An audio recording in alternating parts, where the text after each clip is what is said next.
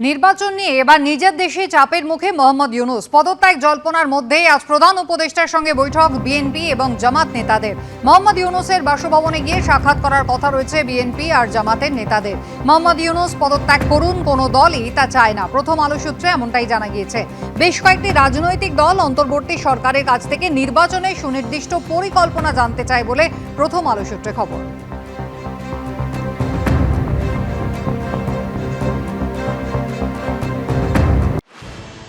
পদ্মাপাড়ে ফের পালাবদল আসন্ন, চাপের মুখে যে কোনো মুহূর্তে ইস্তফা দিতে পারেন মোহাম্মদ ইউনূস।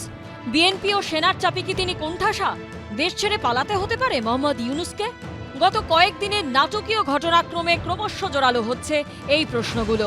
গত বছর আগস্টে দায়িত্ব নিয়ে নোবেলজয়ী মোহাম্মদ ইউনূস যেসব প্রতিশ্রুতি দিয়েছিলেন তার কোনোটাই রাখতে পারেননি তিনি। নির্বাচনের কোনো দিশা নেই, আশানুরূপ সংস্কার হয়নি, আর কথার খেলাপ করে এখন প্রবল চাপের মুখে বাংলাদেশের অন্তর্বর্তী সরকারের প্রধান উপদেষ্টা। অবিলম্বে নির্বাচন চেয়ে ইউনূসের উপর চাপ বাড়াচ্ছে খালেদা জিয়ার বিএনপি।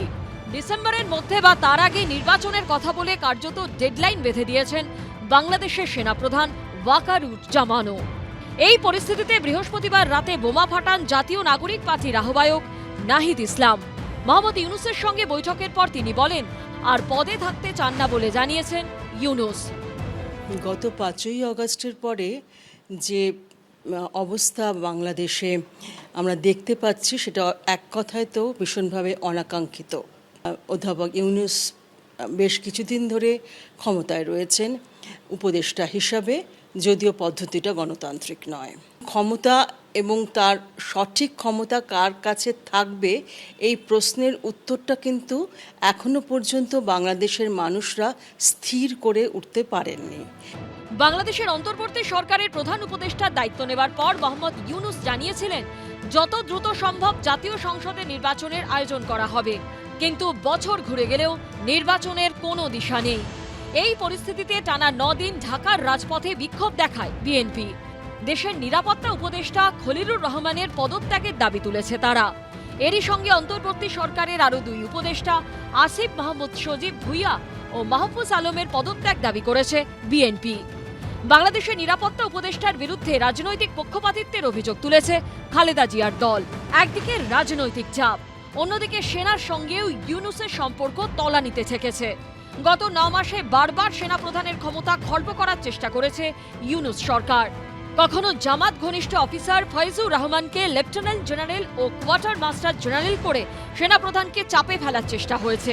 কখনো লেফটেন্যান্ট জেনারেল কামরুল হাসানকে বাড়তি ক্ষমতা দিয়ে সেনাপ্রধানের দায়িত্বে হস্তক্ষেপ করা হয়েছে। কখনো আবার রাস্তায় লোক নামিয়ে সেনাপ্রধানের ইস্তফা চেয়ে বিক্ষোভ করানো হয়েছে। সম্প্রতি খলিলুর রহমানকে জাতীয় নিরাপত্তা উপদেষ্টা করেছেন ইউনূস। অভিযোগ এই কাজেও সেনাপ্রধানের মতে তোয়াক্কা করেননি তিনি।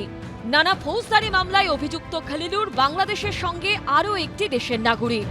এবার ইউনূসের উপর পাল্টা চাপ বাড়াতে শুরু করেছেন সেনাপ্রধান ওয়াকারুজ্জামানও।